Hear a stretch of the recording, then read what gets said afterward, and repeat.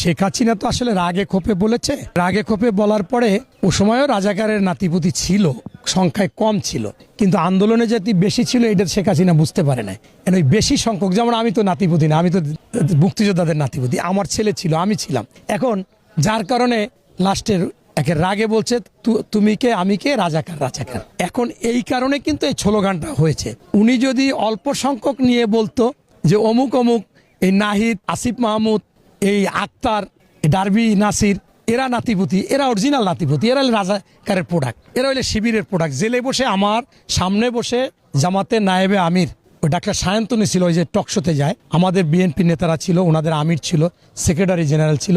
এই নায়েবে আমির আবদুল্লাহ তাহের সাহেব বলছে যে যারা আন্দোলন করতেছে, কোঠা আন্দোলন, ওরা সব আমাদের শিবিরের প্রোডাক্ট, ওরা পিছপা হবে না, বিশ্বাস রাখো। তখন তো আমি ক্লিয়ার হয়ে গেলাম যে এরা যে লুঙ্গির তলে থাইকে কাম বানাইতেছে, এটা শেখ হাসিনা টের পাইয়া বলছে, কিন্তু বেশিরভাগ তখনও ছিল রাজাকার না, মুক্তিযোদ্ধাদের সন্তান নাতিপুতি।